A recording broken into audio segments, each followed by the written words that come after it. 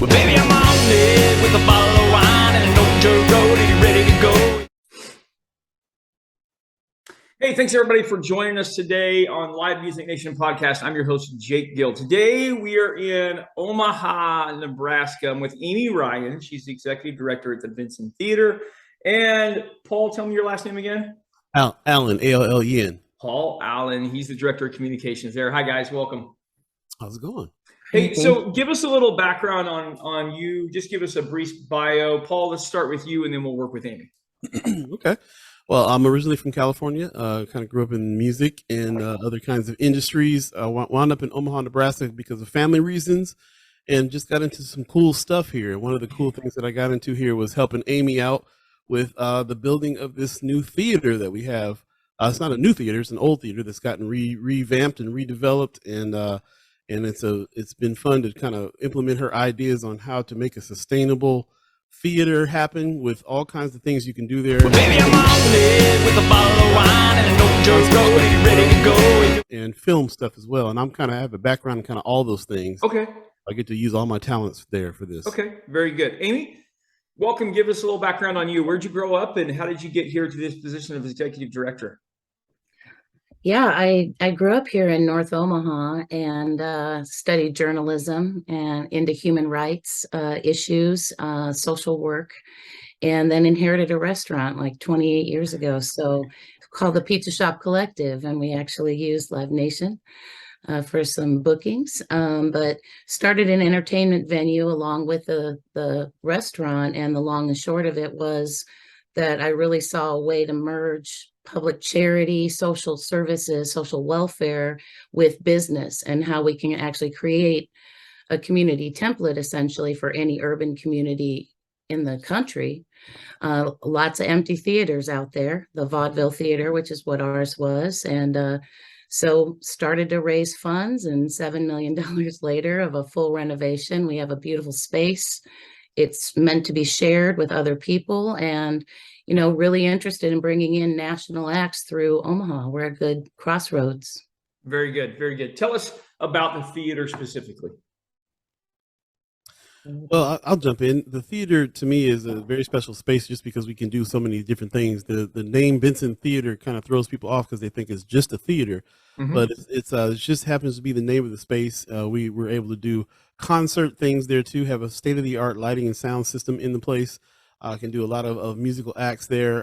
There's been so many things there, comedy shows, poetry shows there already, dance shows, film events. We also have a full projector and film situation there. So we do live film concerts and talkbacks and things like that for film. So there's just so many things that you can do here at this space. And it's really set up in a way that you can make sure that you can bring the best show forward, whatever that show is. Chip Davis is the namesake. Chip Davis of Mannheim Steamroller, and he made sure that we had state-of-the-art lights and sound systems in there. And I've been able to order some quality backline and get some really high-name artists in that space, and they love it. It's a very intimate, beautiful space to be able to do that kind of work. Very good. So, Amy, how many seats do you have in your theater? We have about 156. Okay. So we're definitely. And you're a nonprofit, correct? We are. Yep. Okay. 501c3. Okay, very, very good. What has that process been like? Let me ask you, actually, let me ask you, Amy, first the question, then we'll ask Paul. What is so special about live performance for you guys? Oh, yeah. Complex question, a lot of layers to it, but certainly, community, empathy comes from the art. People need a stage and a platform for their voices. We have so many talented musicians actually here in Omaha. And I think, that's the vital part of this space, is that it's shared. So we're able to really respond to the needs of the community. We have 18% of our population here around Benson Theater live under the poverty level. So we're a nationally known sort of entertainment district with not a lot to do for the needs of the people in the area. It kind of sums it up. Paul, that's good. That's good. Paul, let me tweak the question a little bit. What would life be like in Omaha without live performance? don't get me started. It might be unbearable. There's definitely a different kind of vibe here that I feel like only the arts can kind of solve and help and bring a light good spirit to. There's a lot of issues when you're in a town that is not the industry for arts and entertainment, kind of like how LA is or North Carolina is for movies right now. You really depend on people being able to have a space to express themselves, and also to be able to, and also when you're so landlocked, you don't really have access to acts that are coming through. So bringing acts to town for people to be able to see up close and personal is so important. It's really kind of the lifeline for anything really in a place like this. I grew up in California where it's everywhere, so it's just part of life. But here in Nebraska, it's not part of life, so it makes it extra special when you have places to be able to play and people to be able to see that they come through town. Okay. All right. Good. Amy, let's spin this a little and keep going a little bit further. Because of your social welfare background and your interest in that component, let's look at the mental health crisis that has developed since maybe we'll just call it an increase since the COVID lockdown, the isolation. I think we can all agree that live music is just so vital for it. And you use the word community, which is exactly what it is.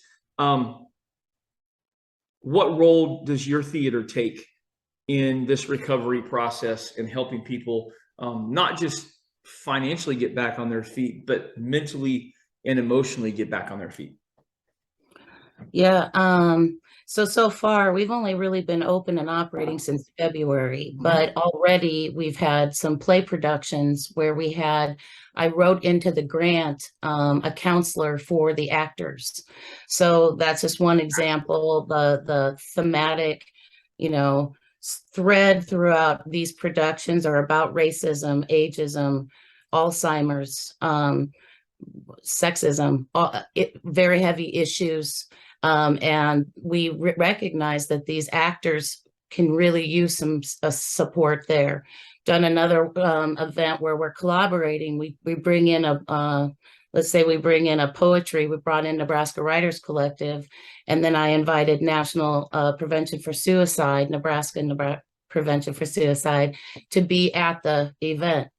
In a matter of an hour, I watched 4 young people go up to the table to address depression with a friend or a family member or themselves. So we can sew in social welfare with the arts. Yeah. They're the same thing. And it's all at once instead of one thing at a time. It's more that, layers. Yeah. No, absolutely. That's fantastic. I love that you budgeted in counseling. I think that's incredibly wise that your thought process takes you there. All right, guys, let's have fun for just a couple of seconds here. This is my favorite question, random question of the day to ask. I'm going to start with you, Paul. Paul, when you were a kid, what was your favorite cartoon and why? Favorite cartoon as a kid was Robotech. And why had to be just because I was so into kind of just future space drama type of stuff. So I was very tech oriented back in the day, and that was kind of my best thing. All right, very good, very good.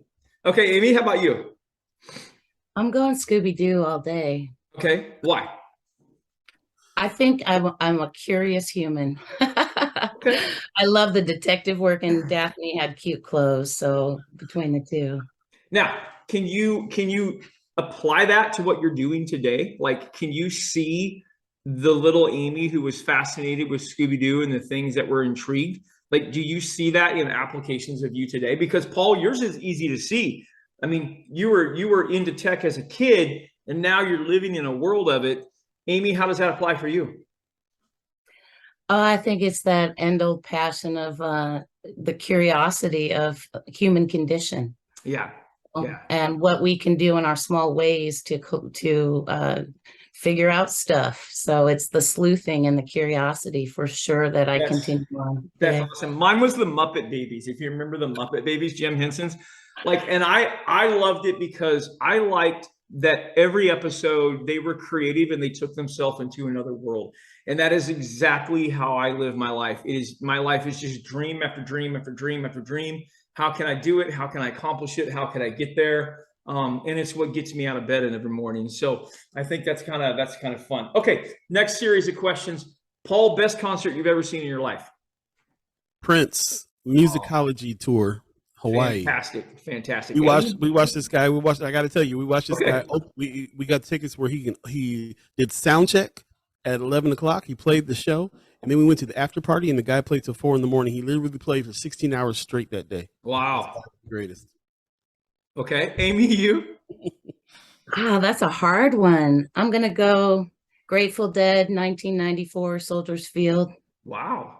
1993. You're dating yourself there, Amy. No kidding. I'm all right with that. I made it this far. You saw him when you were 5. It's okay. Yeah. Oh, yeah. Okay. So my next question, this will make you think a little bit as well, and maybe you've already answered it. Dead or alive, you could bring one act to the Benson Theater for an intimate show. Who would you bring? Prince. I mean, who else? Prince. Yeah. Me, yeah. Amy, how about you? Honestly, I'd say Robert Plant. Ooh. Yeah. Yeah. No, that's very, very good. That's very, very good. Okay, let's wrap this up a little bit. Guys, how do people find out more about what's going on at the Benson Theater? Well, you can definitely go to the website, which is bensontheater.org. You spell theater with a TH, the fancy way. And yeah, that's kind of where we base all of our information there. And of course, we do a lot on Facebook as well, so you can follow us there. Okay, all right. And then Amy, that's going to follow to my next question. What is your best social media platform right now? I'm going to go with Facebook, Instagram. Okay, Just very good. Started, so. Yeah, absolutely. Are you guys doing TikToks yet? Not quite yet. Just starting to the game yet, but Facebook is kind of reaching the audience because we have we really cater to young kids and older adults as well at this theater, and that seems to be where everybody's at. Yeah. No, absolutely. Very cool. Guys, thank you very much for joining us this morning, last minute. I appreciate you greatly, and thanks for being on. Thank you. Stop by and say hi. Thank you. Well, baby, I'm on it with a bottle of wine.